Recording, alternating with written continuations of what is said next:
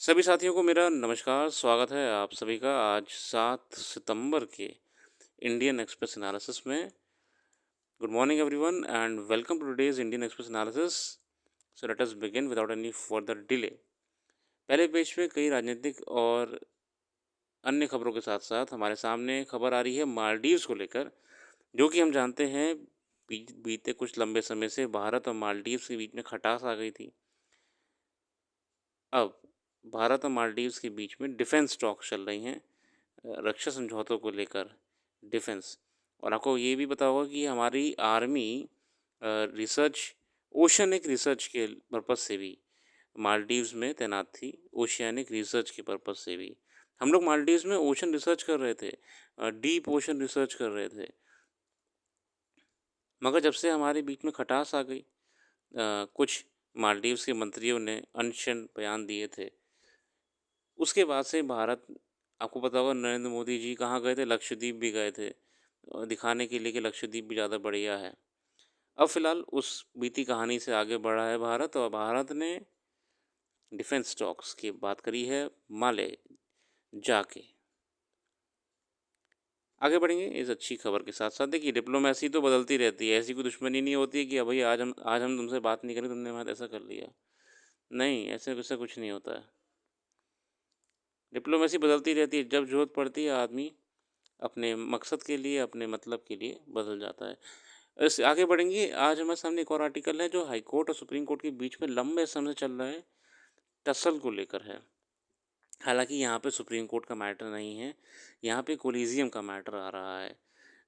बीते कुछ दिनों से मैं देख रहा था कि कोई ना कोई कोलिजियम को लेके न्यूज़ आ ही जाती है, और ये जो रस्साकशी चल रही होती है, और कोई नहीं, कोर्ट्स के बीच में चल रही होती है।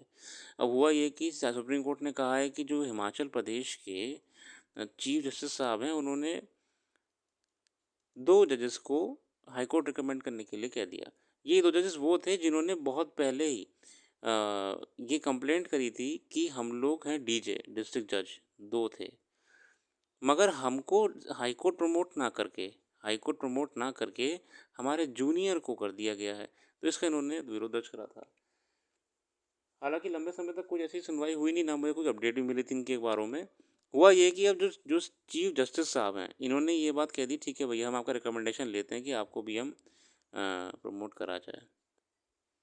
मगर सुप्रीम कोर्ट ने सीधे क्लियर कर दिया कि चीफ जस्टिस कोई नहीं होता है, हाई कोर्ट कोलिजियम होती है। मतलब यहाँ पे आपके सामने जो इशू निकल के आ रहा है वो है कोलिजियम का, ठीक है ना? कोलिजियम कोलिजियम क्या होती है? जजेस की अपॉइंटमेंट करती है, कहाँ किसको कैसे कब करना है, ये कोलिजियम तय करती है। तो सुप्रीम कोर्ट ने क्लियर कर दिया कि कोलिजियम बताएगी, ना कि चीफ जस्टिस साहब अकेले बताएंगे। अकेले नहीं बताएंगे भैया, कोलिजियम में अपनी बात रख दीजिए, आप कोलिजियम तय कर लेगी किसे करना है क्या नहीं करना है। तो ये आपके सामने खबर है, इसी बहाने आज आप पढ़ने का प्रयास करिएगा कोलिजियम के बारे में। A bench of Justice H. Rikesh Roy and P. K. Mishra said this while directing the Himachal Pradesh High Court Collegium to again consider for elevation of District Judges Chirag Bhanu Singh and Arvind Malhotra, who were passed over for promotion to High Court Judgeship. मतलब उनको high court promote होना था, मगर उनको नहीं करा गया, उनके जूनियर को कर दिया गया। तो सुप्रीम कोर्ट ने कहा भैया एक ओवर देखिए, ऐसे क्यों परेशान कर रहे हैं किसी को आप। तो इसी को लेकर ये और आर्टिकल है, आपके लिए कुछ खास नहीं है, आपको इसमें से यही पढ़ना है कोलिजियम क्या होता है, कोलिजियम कब बना है, कोलिजियम हमारे जुडिशरी में अपॉइंटमेंट कैसे करता है। Moving on to the further articles, हमारे सामने फेसिंग ईस्ट नाम का एक आर्टिकल आ रहा है। इस आर्टिकल में भारत की लुक ईस्ट पॉलिसी, जो कि बाद में एक्ट ईस्ट पॉलिसी के बारे में जिक्र करा है। मैं आपको एक ओवरव्यू दे रहा हूँ, क्योंकि हमारा प्रयास ये नहीं कि अब आपको बैठ के पूरे घंटों पर अखबार पढ़ाएं। हम आपको एक ओवरव्यू देते हैं ताकि आपके मन से जो पढ़ाई, अखबार को पढ़ने का डर है, वो ख़त्म हो जाए। बहुत से बच्चे इंडियन एक्सप्रेस सिर्फ इसलिए नहीं पढ़ पाते हैं क्योंकि उनके अंदर डर बैठ जाता है। इतना बड़ा अखबार कैसे पढ़ें, क्या लिखा है समझ में नहीं आ रहा है ना, चींटी की तरह रेंग रहे शब्द हैं। थोड़ा सा प्रयास है। इस आर्टिकल में हमारे सामने बताया गया है कैसे भारत अभी मलेशिया, फिर सिंगापुर के साथ सेमीकंडक्टर का टाई अप करा, ठीक है ना? किसका करा? सेमीकंडक्टर टाई अप करा। यहाँ पे देखते हैं, समझने का प्रयास करेंगे। अगर हम एक्ट ईस्ट की बात कर रहे हैं, act east policy,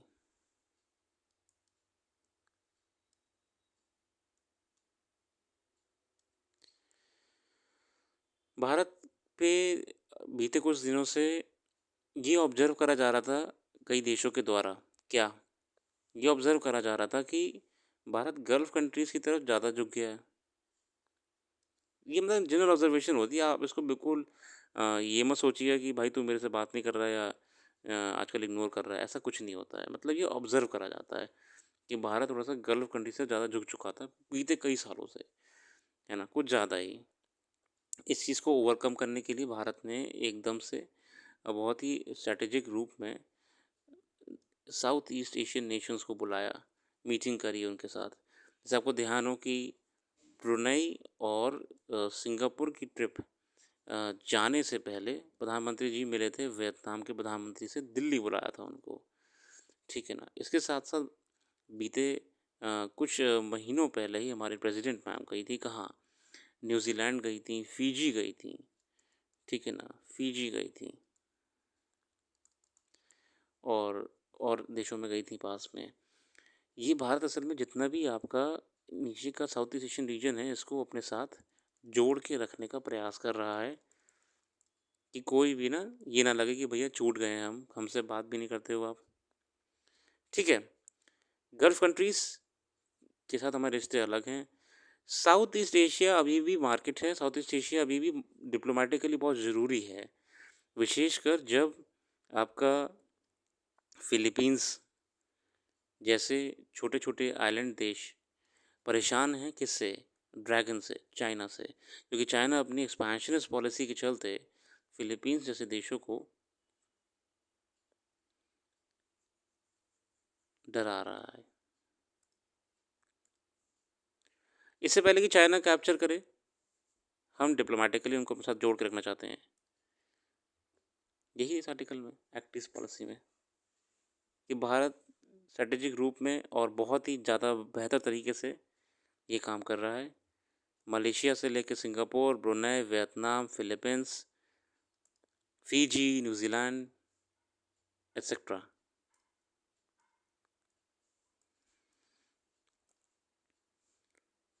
The last few years have seen the growing importance of Gulf region, leading to speculation that Southeast Asia has fallen off India's political radar. But Jaishankar has made it clear that both the Gulf and Southeast Asia are of vital importance to India. The fact, though, is that there has been a shadow over the salience of India's Southeast Asia policy in recent years. When he took charge in 2014, हमने act east policy करी थी ना, एक strategic रूप में बेहतर तरीके के साथ काम करेंगे। India's membership of the newly revived Quad 2 raised concern in the region. In Singapore this week, the PM made it clear that India and the Quad stand squarely behind ASEAN and a central role in the region's security architecture. Delhi's effort to reassuring ASEAN has shown a measure of success in this region opens. अच्छा, ये एक article में पढ़ा था, उसमें ये mention था, अब वैसे मैं नाम में नहीं बता पाऊँगा कौन सा आर्टिकल था, मैं भूल जाता हूँ। आर्टिकल्स बहुत पढ़ता हूँ इसलिए। उसके साथ ये मेंशन कर रहा था कि आसियान अभी भी उतना जिस गति से चलना चाहिए नहीं चल रहा है, आसियान को कहीं न कहीं इग्नोर करा जा रहा है। तो मेरे ख़्याल से उस ये सब बातें वही हैं जो मल्टीप्लाई कर रही हैं कि भारत अब तेज़ गति से फिर से प्रयास कर रहा है कि आसियान से लेके साउथ ईस्ट एशियन नेशंस को अपने कॉन्फिडेंस में रखे रहे। और मलेशिया सिंगापुर के साथ करी गई सेमीकंडक्टर की डील सेमीकंडक्टर डिप्लोमेसी टर्म करी गई है, सेमीकंडक्टर डिप्लोमेसी। अगला आर्टिकल है फूड कंजम्पशन पैटर्न्स को लेके A new working paper by Economic Advisory Council of Prime Minister analyzes the household consumption expenditure survey. घरों में कितना कंजम्पशन होता है, उसमें कितना खर्चा होता है, इस सर्वे का काम वो होता है. Has found striking changes in food consumption patterns over the last 10 years. The most significant finding is that the first time in modern India, average household spending on food is less than half the overall monthly spending of house. आसान भाषा में लोग अब खाने पे खर्चा कम कर रहे हैं. हाउस होल्ड कंजम्पशन एक्सपेंडिचर में बताया गया है कि अगर किसी का बजट इतना है तो अब वो कम खर्च कर रहा है खाने पे और अन्य चीज़ों पे ज़्यादा खर्च कर रहा है. तो इसका क्या मतलब है? क्या लोगों ने खाना छोड़ दिया है? क्या हवा खा रहे हैं, पानी खा रहे हैं? नहीं, इसका मतलब ये है कि गवर्नमेंट ने जिस हिसाब से राशन पीडीएस के रूप में और प्रधानमंत्री अन्न योजना, कई योजनाओं के माध्यम से जो फूड प्रोवाइड कराने का काम करा है, उससे लोगों के बजट पे असर पड़ा है और अब वो खाने पे कम खर्च करते हैं और अपनी बाकी ज़रूरतों पे ज़्यादा खर्च करते हैं। ये रिपोर्ट और किसी की नहीं, इकोनॉमिक एडवाइजरी काउंसिल जो कि प्रधानमंत्री जी की होती है, उनको सलाह देती है, उन्होंने बताया है। गवर्नमेंट फूड पहुंचा रही है लोगों के पास, जब उनके पास खाना पहुंच जा रहा है तो वो अपने बजट में खाने पे खर्च ज़्यादा नहीं कर रहे हैं, जबकि अन्य चीज़ों पे कर रहे हैं। तो इस आर्टिकल में यही बताया हुआ है।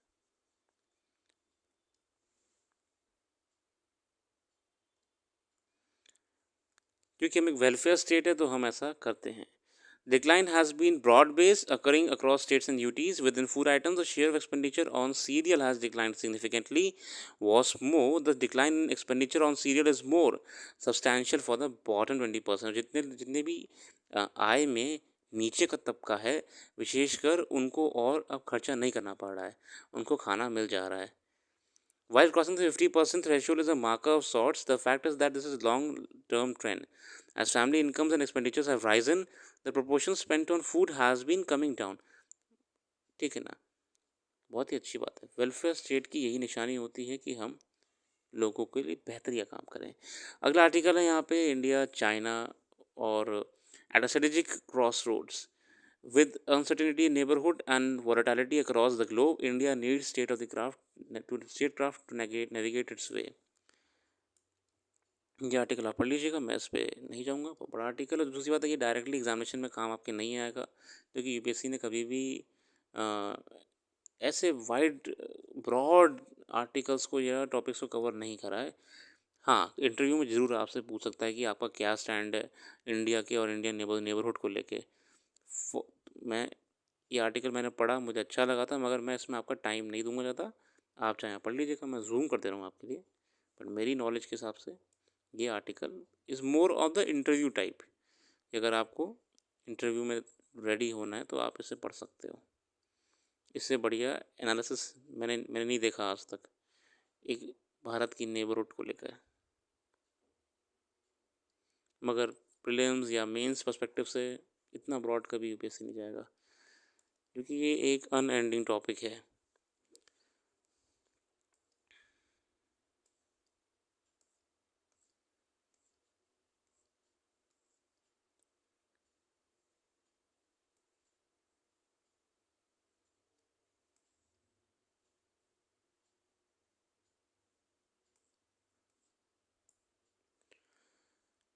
Moving on to the further articles, nighttime light pollution linked to higher Alzheimer's risk. Light pollution आपने सुना ही होगा या नहीं सुना होगा तो मैं बता दे रहा हूँ। असल में ये वैज्ञानिकों द्वारा देखा गया है कि आजकल जो शहरों में आप देखें ना, रात में भी आपकी स्ट्रीट लाइट्स चल रही होती हैं, बड़ी बड़ी बिल्डिंगों में लाइटें रोशनी चल रही। लाइट पॉल्यूशन जो नाइट में बढ़ता जा रहा है, इसके बहुत सारे समस्याएं हैं और कॉन्सिक्वेंसेस भी हैं।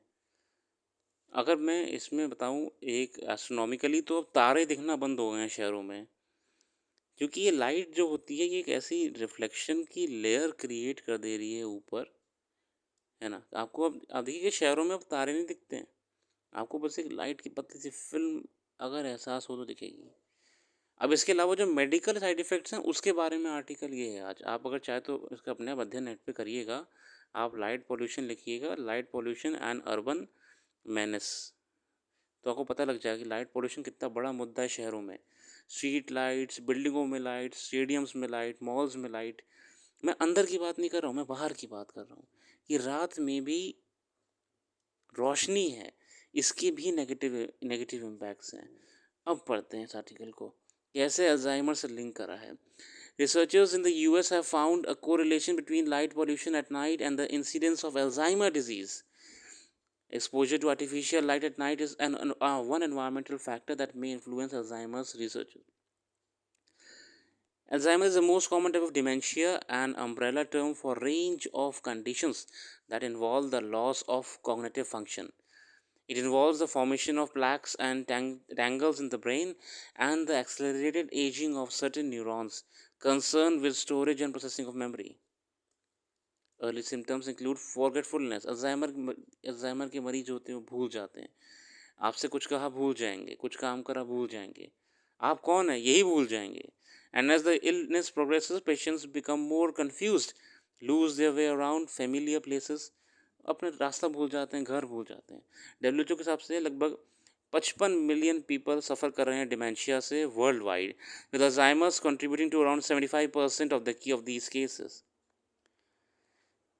अब मुद्दे पे आते हैं, ये तो हमने बता दिया कि दिक्कत कहाँ पे है, स्टडी क्या चल रही है। The early research has suggested that multiple factors may contribute to Alzheimer's from, genetics and medical conditions to environmental stresses. अब ये अध्ययन जब करा इन लोगों तो पाया कि देखो अल्जाइमर है, ठीक है, ये कई कारणों से हो सकता है। तो मैं broadly if we are understanding, क्या पहला जेनेटिक हो सकता है, कुछ जेनेटिकल प्रॉब्लम हो सकती हैं, ठीक है। अगला क्या है, अगला है आपका मेडिकल कंडीशन, कोई किसी को दिक्कत बाद में हो गई, मेडिकल कंडीशन हो गई तो अल्जाइमर हो रहा है। और तीसरा इन लोगों ने रिसर्च में निकाला अपना कि इन्वायरमेंट मतलब मेरा पर्यावरण से नहीं, इन्वायरमेंट का मतलब होता है जो हमारी सराउंडिंग होती है। अगर आप इन्वायरमेंट की डेफिनेशन पढ़ोगे तो आप भी समझ जाओगे इन्वायरमेंट की डेफिनेशन क्या होती है, surrounding. The new study adds to this scholarship by introducing a new environmental factor, light pollution, that hasn't been previously considered. The study used satellite acquired light pollution data from the US and mapped it along with publicly available Medicare data reports. Study ने क्या करा, study ने ये करा कि ऊपर से ना देखो कितना बड़ा काम चल रहा है। स्टडी ने एक रीजन पकड़ा, मान लो ये रीजन पकड़ लिया, बराबर ऊपर सैटेलाइट घूम रही है, उन्होंने उसी रीजन का सैटेलाइट से लाइट का डेटा निकाल लिया। मतलब जितनी रोशनी वगैरह आपके फोटॉन्स वगैरह होते हैं, बहुत ही हाई टेक्नोलॉजी के लेंसेज होते हैं, किसी भी तरीके से हम उसमें नहीं जाएंगे, तकनीक का इस्तेमाल करी है, इतने का मान लो, इतने का निकाल लिया कि हाँ इसमें इतनी लाइट इंटेंसिटी इस क्षेत्र में होती है। बाद में इसी क्षेत्र का जो यूएस में, तुम जानते हैं कि यूएस में है मेडिकेयर नाम की चीज़, आपका जो डेटा होता है ना मेडिकल, कितना कितना इलाज क्या करा रहे हो, ये सारा कंप्यूटर में लिंक होता है, ठीक है ना। इन्होंने क्या करा, इसी क्षेत्र के मेडिकल डेटा को स्टडी करा फिर, ठीक है। Reports on the prevalence of Alzheimer की देखा कि अल्जाइमर के यहाँ पे क्या मैटर है। Other medical data on variables known और believe to be risk factors were incorporated into the analysis. Researchers found that while conditions like diabetes and hypertension were correlated more strongly with the prevalence of Alzheimer than nighttime light intensity, the latter was more strongly associated with the disease than alcohol abuse.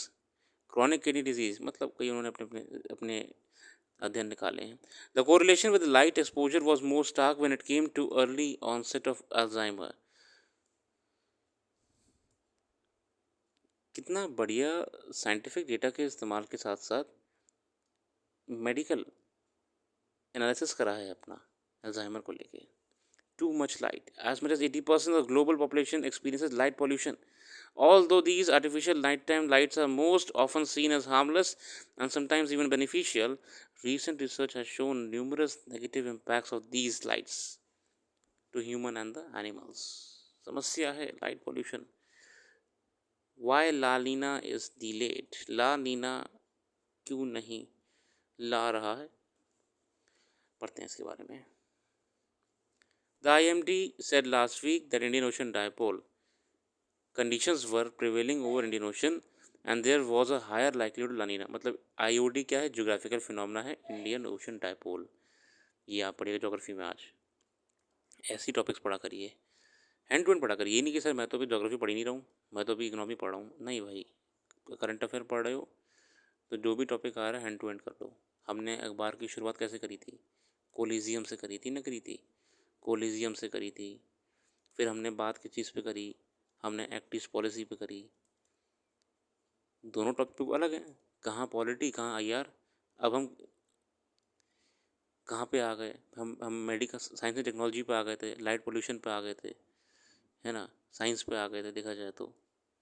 अब हम कहाँ पे जा रहे हैं, अब हम जा रहे हैं ज्योग्राफी पे। तो अगर आप लोग ये सोच रहे हो अरे सर अभी तो हम इकनॉमी पढ़ रहे हैं तो हम अभी हम सुन लेते हैं आपकी करंट अफेयर, मगर हम इस पर पढ़ेंगे नहीं अभी अपने आप से, तो बहुत बड़ी गलती कर रहे हो यूपीएससी में, सबसे बड़ी गलती कर रहे हो आप। नहीं, हैंड टू हैंड करो, एक रजिस्टर करंट अफेयर का मेंटेन अलग से रखो अपना, डेट आज की डाल दी, कोलिजियम पढ़ा लिख दी, थोड़ा बहुत कम से कम एक पैराग्राफ लिख दो, एक्टिस पॉलिसी लिख दो, लाइट पोल्यूशन लिख दो, और इंडियन ओशन डायपोल पढ़ लेना। ऐसे पढ़ते जाओगे तभी कंपटीशन निकाल पाओगे। ये कोई कॉलेज यूनिवर्सिटी या पीएचडी का एग्ज़ाम नहीं है कि आज अगर पेपर हिस्ट्री का है तो हिस्ट्री का ही आएगा। यूपीएससी है, डाइवर्स आपको शुरुआत से ही होना पड़ेगा। चलिए आगे बढ़ते हैं। तो इंडियन ओशन डायपोल का ऑब्जर्व करा गया था कि वो तो वैसा ही बन रहा है, वो सबसे तो अभी तक लानीना आ जाना चाहिए था, है ना। Major global agencies have been off the mark in the forecast of the onset of La Nina. किसी ने भी कुछ इसमें ठीक बता नहीं पा रहे हैं। The climate phenomena that is associated with the enhanced monsoon rainfall over India this year. Enzo and little girl, लानीना basically little girl कहते हैं, एंसो क्या होता है आपका El Nino southern oscillation, which is a major driver of global natural climate variability. ENSO is characterized by changes in sea surface temperatures in tropical Pacific Ocean. मतलब tropical Pacific ocean में तापमान में जो परिवर्तन आता है वो एंसो कारण होता है, उस फिनोमेना को ये कहते हैं। These changes alter and interfere with the global atmospheric circulation and influence weather worldwide, और इससे विश्व में मौसम परिवर्तन आता है। एंसो हैज़ 3 फेजेस, इसके 3 फेज होते हैं। पहला वार्म जो कि एल नीनो है, दूसरा है कूल लानीना है, और तीसरा है neutral which occur irregular cycles of between 2 and 7 years. During the neutral phase of ENSO, the eastern Pacific Ocean is cooler than the western Pacific Ocean. This is because trade winds blow from east to west between 30 degrees and 30 degrees north and south. Trade winds Enzo, ये topics को ध्यान रखना। In El Nino phase, these wind systems weaken, leading to lesser displacement of warmer waters off the southern American coast. Consequently, the eastern Pacific becomes more warmer than usual. और जब ये इन winds का असर कम हो जाता है, ट्रेड विंड्स का आपका, तो वहीं पे ठहराव होके उमस और गर्मी का अनुभूति होती है। The opposite happens in La Nina phase. The trade winds become stronger than usual and push larger quantities of water to the western Pacific. In India, El Nino is associated with the suppressed rainfall during the monsoon season, while La Nina is known to help monsoon activities. ये एक diagrammatical representation है। Weather model predictions: one of the strongest El Nino events occur under the ended June, following which ENSO entered the neutral phase. जून के बाद Enzo आपका neutral phase में आ चुका था। Neutral phase आपके सामने ये रहा इसका। Eastern Pacific is cooler than the western thermocline, ठीक है ना। Eastern Pacific is cooler than the western thermocline indicates upwelling in the east as trade winds carry surface water westwards. ये फिनोमेना होता है कन्वेक्शन का, आपने पढ़ा होगा, ये जरूर पढ़िएगा। ये हाई ब्रांड टॉपिक है कॉम्पिटिटिव एग्जामिनेशंस में। El Nino, Enzo, लानीना। The U.S. National Oceanic and Atmospheric Administration said ENSO neutral would give way to La Nina between August and October. The Australian Bureau of Meteorology predicted the emergence of cooler than usual sea surface conditions. In the latter half of the year, the IMD had maintained since mid-April that La Nina conditions would emerge in the latter half of the June-September monsoon. IMD ने भी कहा था कि ला नीना हमारे लगभग जून सितंबर के अंत में देखने को मिलेगा। The prediction of above normal monsoon rainfall this year, और बहुत ही भयंकर मानसून आएगी, मतलब bumper. A major reason cited by weather models and meteorologist for the inaccurate prediction is the severity of the emerging La Nina. मगर ये prediction गलत बैठ गई, इनएक्यूरेट प्रिडिक्शन थी। क्योंकि लानिना को अब बहुत ही कॉम्प्लेक्स चीज़ है. It is likely to be fairly weak and weather models are generally more accurate about strong लानिना. जब भी स्ट्रॉन्ग लानिना होता है या एलिनो फेजेस होते हैं, तब वेदर की जितने भी आपके रडार्स हैं, स्टडी इक्विपमेंट्स हैं, एक्यूरेट डेटाज हैं, साइंटिफिक एग्जामिनेशंस हैं, वो क्लियरली बता पाते हैं. मगर जब वीक लानिना होता है तो उनकी एक्यूरेसी बिल्कुल भी नहीं दिखती है.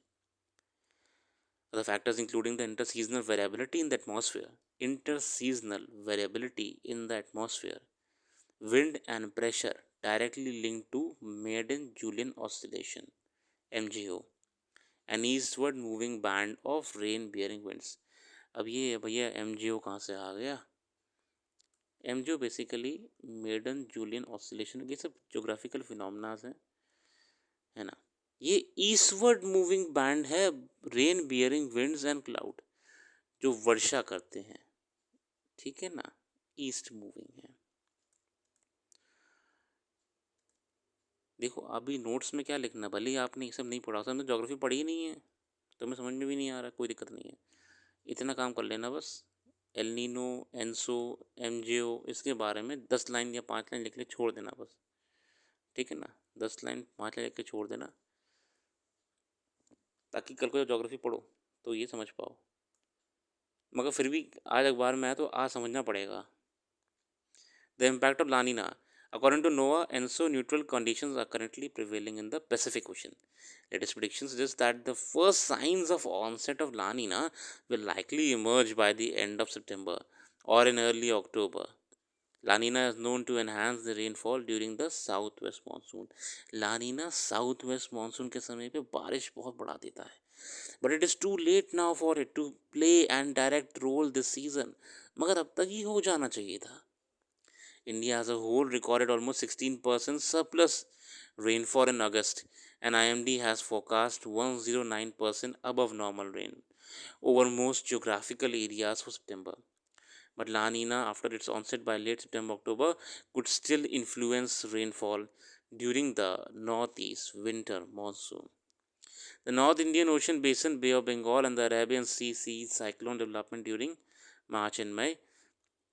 जो आपका नॉर्थ इंडियन ओशन है ना, नॉर्थ इंडियन ओशन अपना क्या है, वही जो बे ऑफ बंगाल और अरेबियन वाला पार्ट है ना, ये अपना, ये अरेबियन सी, ये अपना BOB, बे ऑफ बंगाल. यहाँ पर साइक्लोनिक कंडीशंस बनती हैं इस महीने में, during the March May and October December. वही आपको देखने को मिल रहा है, with peak activity during the May November. La Nina years have been high chances of frequent cyclogenosis and storms with above average intensity. तो अच्छा, समझ में आया? नहीं आया तो एक और वीडियो आगे पीछे करके देख लेना.